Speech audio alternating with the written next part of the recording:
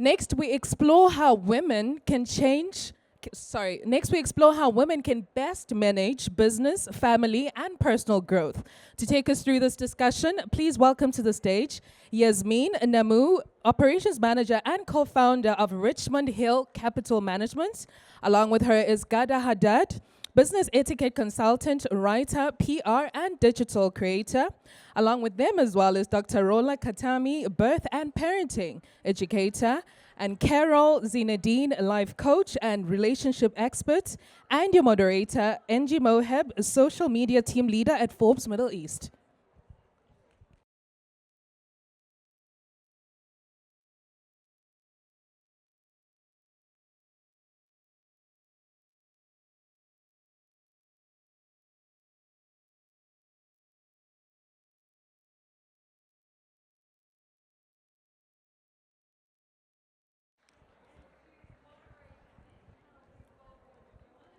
Hello. Hi, everyone. How are you guys doing? I'm Inji, and I'm going to be your moderator for today's session. I am joined by these gorgeous ladies today. We are going to be talking about so many things, including how women balance their professional lives with their personal lives as well. And before we get started, I'd just like for each of my panelists to please introduce themselves. Please tell us a little bit about who you are and what you do, and let's get started with Jasmine. Hi, everyone. Thanks for joining us today. My name is Jasmine Naamou. I am co-founder and operations manager of Richmond Hill Capital. We function out of Miami and also international.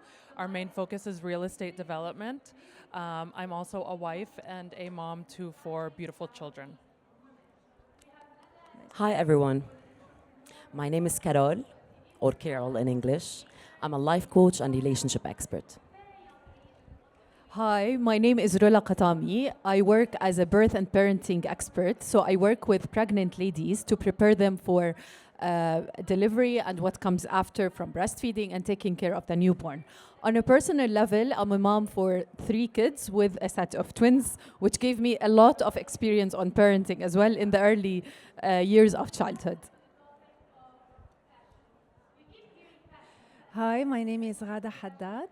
I'm a business etiquette consultant. I'm an author for children's books, and I'm a PR specialist as well, and a content creator. I'm also a mother for twin boys and a girl. And thank you for joining us today. Amazing. Please let's welcome them once again. So there's a lot to balance. You have a lot of responsibilities as a woman in the business realm. So I want to start out with you, Jasmine, since we're on that topic. What practical strategies did you find helpful for setting boundaries and prioritizing these responsibilities across your roles as a business leader, a wife, and a mother? So I think that's a wonderful question, and many of us women I think very hard about it. So for me personally, I set my non-negotiables. So I like to section off my life into 3 different sections. One would be my professional life, the second would be my personal life, and the third would be myself. And I set non-negotiables for each of those categories. So, for example, my business, if we have a deadline that we have to meet, or if we have, a development that has to be done by a certain time or in a certain way, it's a non-negotiable. In my personal life, I make it a rule to spend 1 hour of quality playtime with my kids before bedtime, and have my morning coffee with my husband every single day, and that's non-negotiable. And then also my me time is non-negotiable, because if I don't take care of myself, then I can't take care of everybody else and everything else that I'm expected to do. So that's very important, because if you fill your cup, then you're able to fill other people's cups as well. So just sticking on track to taking care of yourself, and then the other aspects is really what I focus on, and also just being present in the moment and paying attention and asking yourself, am I doing my best right now at this very moment? And if the answer is yes, then great. And if the answer is no, then ask yourself, what can I do to improve what I'm doing right now, and then do it. I think it's nice that you like make time for every single aspect of your life and you sort of divide it in that way, because it's very important that in order to give something, you have to have it. So in order to fill other people's cups, or even just being an active, like having an active role in business, you have to also like take care of you, and you have to take care of all of those other aspects within your life. So how do you also like integrate family values into your business vision? And how has being a mother influenced your approach to leadership and team building? Because I would assume that it sort of overlaps. Yeah, it absolutely does overlap. A lot of the time, people think that especially as a woman, your family life and your personal life is separate from your business life. But I find that to be quite the opposite. The things that my children teach me, such as love, creativity, patience, a lot of patience with 4 little ones, as well as is what I like to instill in our office, and those are the things that I remind our team members of, and instilling love into them and patience with them, and remembering that there's a little kid inside of all of us. And then with my team, they remind me and they teach me about passion, being driven, focusing on a common goal and element, and helping each other to get there. And I instill that in my children because, having 4 little ones so close in age, we want them to play together. And sometimes they don't want to do that. And I'm like, teamwork makes the dream work. So we need to play together.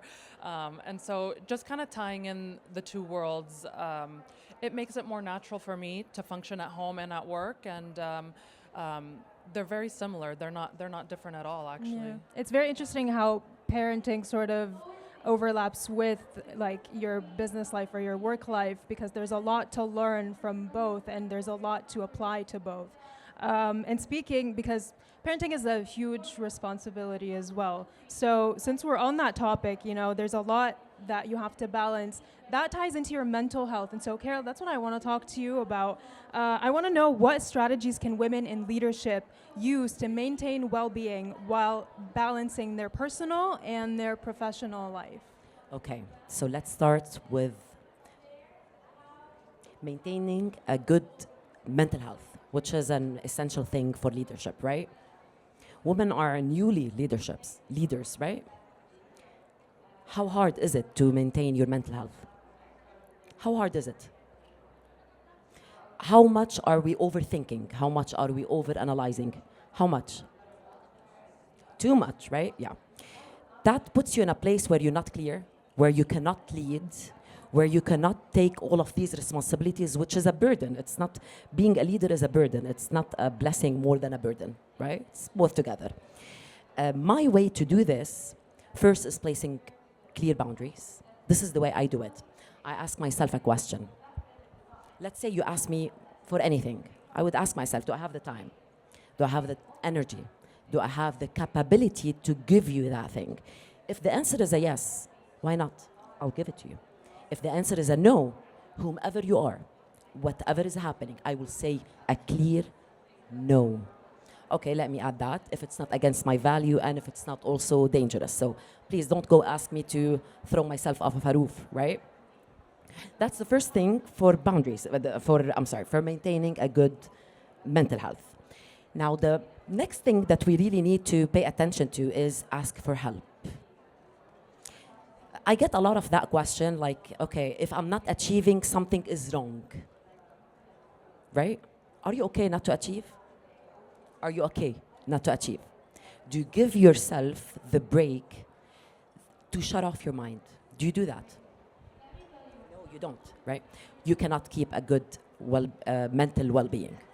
What you really need to do is, this is the metaphor that I usually put in my head. Let's say I'm in the middle of the ocean. Overthinking is basically, I'm holding into a piece of wood. Not a boat, a piece of wood. Isn't that what overthinking really feels like? Surviving? I need to survive, right? To really be able to be clear, which is essential to be a good leader, is to just trust in the void and let go of that piece of wood. How hard is that? Unknown. How hard is it to trust the unknown? That's the only way to genuinely have a good mental well-being. And to have a mental well-being is basically the foundation of everything else. When you have a good mental well-being, you're more clear, you're more aware of yourself, you're more aware of others, you're more of your higher self, which I heard you saying that on the stage before me. The you is too small comparing to the you inside of you, right? So if you just let it happen, it will happen. Did So, this answer yeah. your question? It definitely does. I mean, boundaries and letting go. I love the metaphor that you used about just letting go. And a lot of that comes, I think, from having a level of self-love and self-confidence that you sort of build by doing these things. And so my next question to you is actually, how does self-love and personal growth play a role in building strength as a woman in business? Okay. How does self-love plays a Yeah. role in leadership and business, right? Yeah, how does it help you build that strength in that context? So let's define strength. If you were a follower to a leader that is basically a prisoner, would you want to stay there? Anybody would want to stay with a prisoner? Anyone? No, nobody would. Love, self-love, when I love myself, me is my priority, right? I am more able, as Jasmine mentioned before we got on stage, that you can pour into other people's cup. When you love yourself enough, you can love others. So let's say I'm a leader and I have followers that I genuinely love. Therefore, I understand their needs as I understand my needs. I allow them to live the present moment as I allow myself to live the present moment. I understand the point of Jasmine was saying earlier, which is a beautiful thing. If I see place for growth, I want to do that growth, right? But the most essential thing to get to grow is to give ourselves a break. Basically achieving nothing, basically shutting off my mind, my emotions. I don't want to feel, I don't want to think, I don't want to do anything, I don't want to do anything. It's just like your phone. If you keep your phone on you, and you keep on using it, and you don't turn it off or you don't update it, what would happen? Anybody? It will freeze, right? And it's exactly the same thing with human. So the most thing that you can really do to yourself, to love yourself enough, is just to give yourself a break. And when you do that, again, how does that really relate to leadership? You can genuinely be able to see other people's needs, not wants. And when you see the needs, you are able to give it to them, most likely, if you give it to yourself, correct? And if you give it to them, they want you to lead by choice, with love, not because they have to, or they need the money, or they need the title, or they need whatever that is, right? This is what they want. Now, I want to add something here, because as women, it's very challenging being leaders not too long ago, right? The most challenge I see with my clients is I don't want to give love freely, because if I give love freely, they will take advantage of it. They will take me for granted. Is that correct? How correct is that? Very correct, right? I'll ask you that question now. I'm sorry. I'm going to make this quick, okay? Please. No, Okay. go right ahead. A piece of chocolate. If I give you now a piece of chocolate and I make you try it, it's a really good piece of chocolate, right? And I take it away when I need to place discipline. You're going to want this piece of chocolate back, right? So you're going to want to work for it, right? But if I don't give it to you, I just put it in front of you and tell you, I'm not going to give you that piece of chocolate, what are you going to do? You're just going to walk away and say, okay, whatever. The piece of chocolate is love. That's the piece of chocolate, the genuine unconditional love. What does unconditional love means? And anybody knows what really unconditional love means? Means I'm selfish, I'm greedy, I am whatever that is. Love is acceptance, is not agreeing. Love is acceptance, is not agreeing. Just give that. And there is a saying that says, I want to add that, I am not what you think I am what you think you are. That helps, by the way, in order for you to understand other people and other people's needs and being a better leader, in my opinion. Did this answer Amazing. your question? Definitely. That was absolutely beautiful. My And since pleasure. Yeah, since we've also spoken about like the mental health side, I think also physical health is just as important, and you can't like take care of one thing without while neglecting the other. So my question is to you, Dr. Rola. I want to ask you, how does hormonal balance after childbirth specifically impact overall well-being and leadership potential? And what are the steps that women can take to manage this effectively? Because I work with women, I can see a lot of changes in the hormonal effects after the first year after birth. So progesterone, estrogen, oxytocin, they go up and down, and this affects mood swings. This affects their energy level, decision making. I can see smiles and the drama that you call it. You're dramatic. That's the time of the month. And this also affects their capability of being on a leadership positions, whether it's personal or on a professional level. But in order to balance this out, we all know that prioritizing self-care or putting yourself as a priority is number one. Most of the moms, they don't sleep a lot the first year after delivery because their babies have a lot of changes in their sleep patterns, and they need to attend all the social events. She needs to go back to work. So they found out in the researches that women after birth, they sleep from 4 to 6 hours a day, which is good actually. Some of them sleep less. And this affects their hormonal imbalances. This affects their health and well-being as well. So after putting priority to sleep, this becomes better.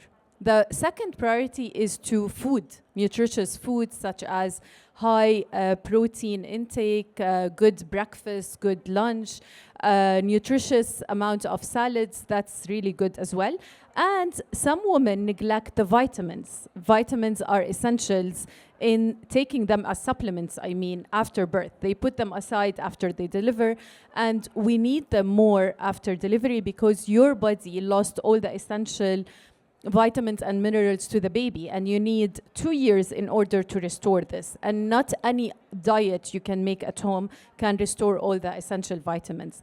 So after you balance all this, the vitamins, nutritious food, and sleep, you start to feel you're balanced again. And then comes the support from your partner, support from system, co-workers, friends, family.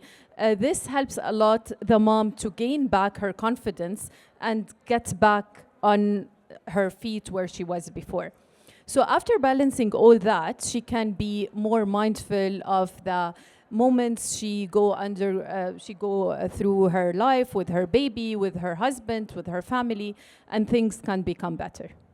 I like how you've tied the two together, that you have to take care of your physical health, and then in turn you also have to take care of the mental health side. And this is something you both spoke about, you and Carole. So Carole, you mentioned something about being self-aware, and I think I actually want to get your perspective on that as well. I want to know, what role does self-awareness play, in terms of physical and emotional health, when it comes to empowering women to lead in their personal and professional lives? Yeah. Well, actually, knowledge is a key when it comes to self-awareness. Usually, if we want any answer, we look up on the internet, whether it's health answer or any other answer. ChatGPT now is helping us with everything. So knowledge is a key. Once the woman knows the effect of hormonal imbalances on her health and how, for example, exercises makes her health better, then she can be empowered. So here comes the how to empower herself with the knowledge and self-awareness. Then comes the, what's the other part of the question? When it comes to like empowering women to lead in their personal, professional lives, how does being self-aware help in terms of that? Actually, I found out that mothers, after giving birth, they find their strengths because they'll be juggling all life responsibilities, and they find their strength with managing time. They'll be more resourceful, they'll be more emotionally intelligent, so they can thrive in both personal and professional leadership. I think this ties into what Jasmine said at the very beginning, that it gives you an added perspective in your professional life. Exactly. So we've covered family dynamics, we've talked about mental health, we've talked about physical health. I want to talk more about the practical side of things. So now you've like made the entire equation, you have everything. Now it comes to building your own personal brand. So when it comes to that, how do you build an authentic personal brand that reflects confidence and also aligns with the career goals that you have?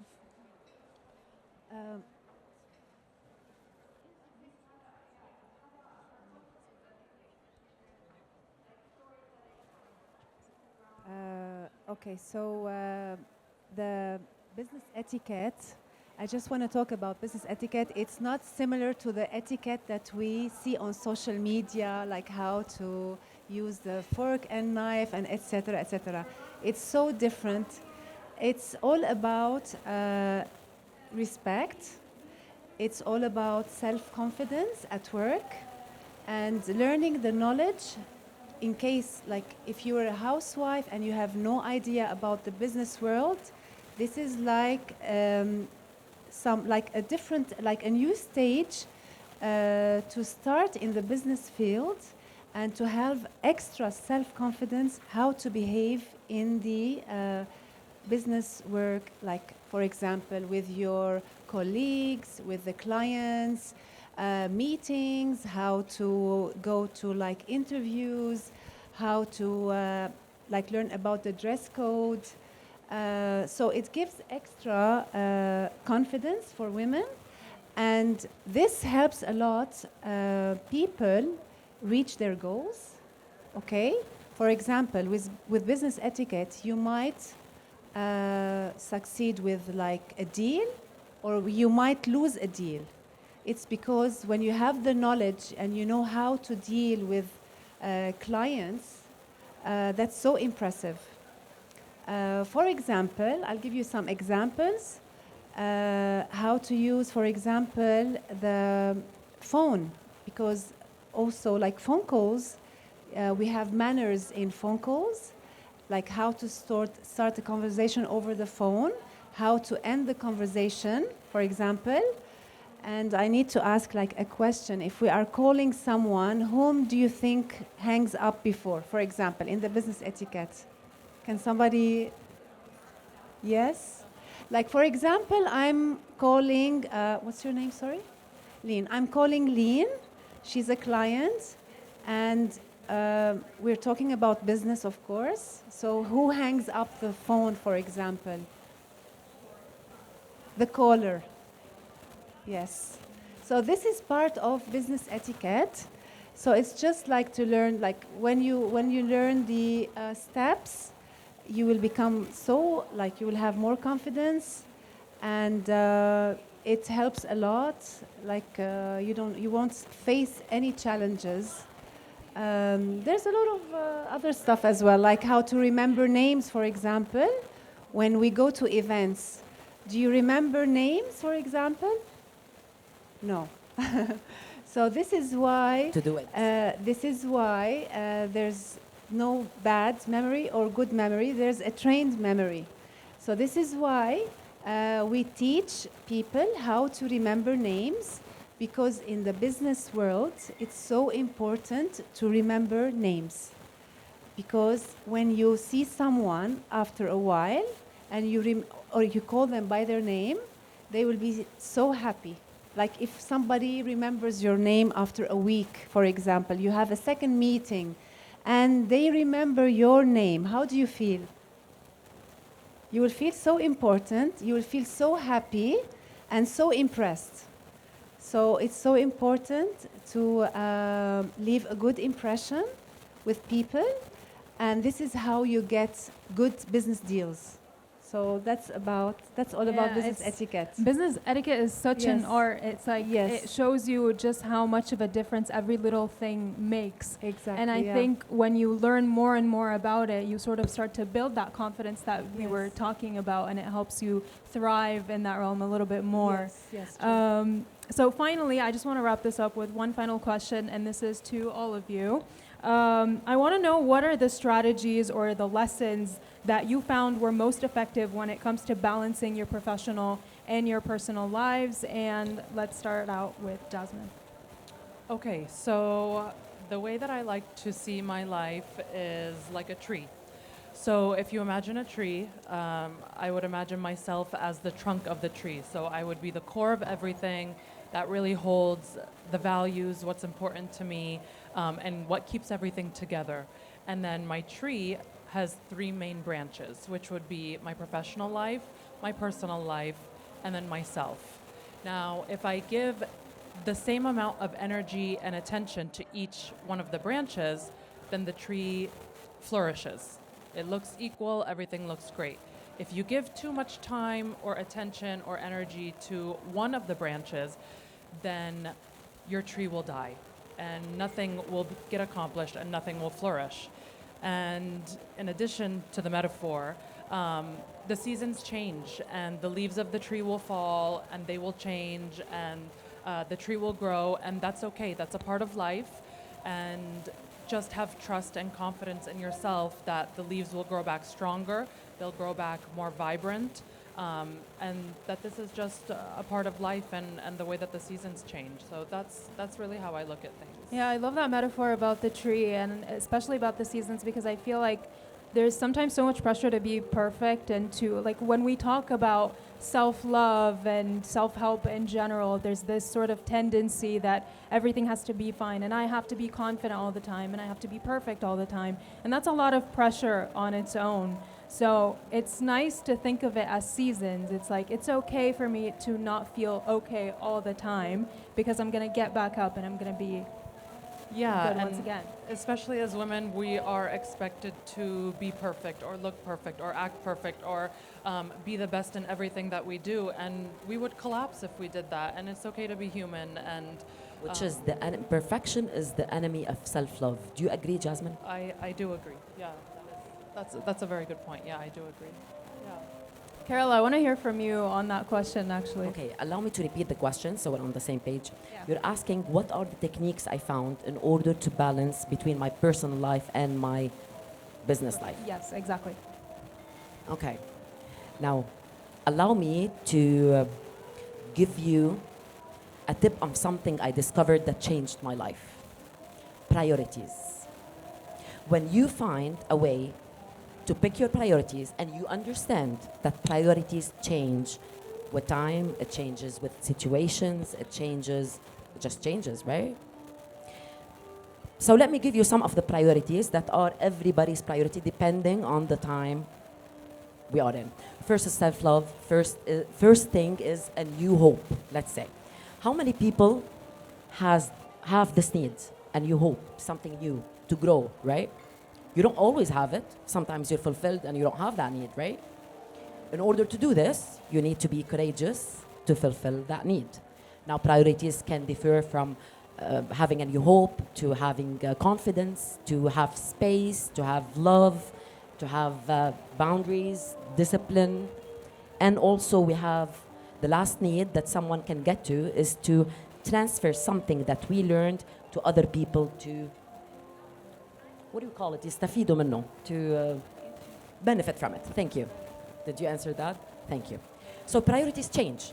The way I see things is my priorities has to always start with myself, and this is far away from selfishness. Is actually the complete opposite of selfishness. When my priority is myself, is my self-care, is living in the present moment, is fulfilling my needs, that means I can give other people much more than I can give them when I don't have any of that, right? So my priority is always myself, always my well-being. And then it changes from, let's say, my personal life, my business. Back in the days, they used to say, happy wife, happy life. Anybody knows why? We have a man here. Do you Why? agree? Is it true? Happy wife, happy life? Absolutely. Because when you, in your personal life, at home, you're happy, you can go and thrive at work. But when your home is always nagging, there is always negativity, you go to work and you just want to let it out over there. You cannot have really a good business life if you don't have a good personal life. So first, get toxic people out of your life. That doesn't mean not loving them, but that means not agreeing with keeping those people around us, one and for all. That doesn't mean family. I can please allow me to elaborate on this.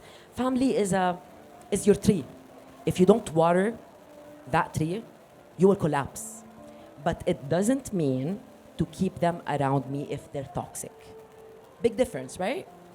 That means loving, not agreeing. So, to repeat the question, how do I find techniques to balance between my personal life and my business life? First is me, second is my personal life, third is my business life. And I will give myself the flexibility to understand that needs change over time. I am unpredictable just as life. So when people comes to me and tell me, what do we call it? I'm bipolar. I am. Where is the problem? Any problem? I'm far away from perfect, and I love to be far away from perfect. Yeah. One more thing I want to elaborate. You asked about self-awareness when you were speaking Yes. with doctor. Okay. It's extremely essential in life to have a good self-awareness. And on top of that, actually, not on top of that, before having a good self-awareness, we need to stop expecting from ourselves. I'll start with the first awareness here. I sat on this chair, my hand is shaking. Anybody paid attention? You did? Thank you. It's my first time on stage, although I've been on social media for a while, right? Is it a problem to be anxious? No, it's perfectly normal. Is it a good thing to be anxious? Is it a good thing to see things as, I am afraid, but I am willing to face those fears? Which one is it? Which one is it? Okay. I am proud of myself for facing fears, not for being here, for facing fears, number one. I love that. Love that sentiment. And I'm so glad that you did this, and you have to embrace these things, and I love that you did that. Unfortunately, we're running out of time, so I just want to get very, very quick, like statements, on the question. I will add on what Jasmine and Carole said on self-care and priorities. That because I come from a health background, for mothers and women, we need to do checkups on our health. Annual checkups on our health, screening, taking our vitamins on time or any other medications. And if we found ourselves in severe situations of stress or anxiety, please seek professional or medical help. As for myself, for me, number one is detachment. Like every week, I take like a break. Like Friday, Saturday is only for myself. I love to exercise because if I feel good, I will give love. I'm kinder, I'm nicer. So I'm a happy mom as well. So for me, I look after myself, number one. And when I'm happy, everyone is happy around me. And the main thing is for me to balance, I need a break. Like every week, I have to do something that I love. Either like go and dance, go clubbing, maybe go and try good food, get my energy from the people that I love, from friends. And then when I come back home, I'm happy. And that's how you spread love. And that's how you have a good business life and a happy house. So thank you. Yeah, I Thank think you. one line Thank we you. can end this with is you can't pour from an empty cup. And you have to take care of yourself in order to take care of others. So thank you very, very much for being here with us today. Thank you. This Thank was you. Thank you beautiful. for having us.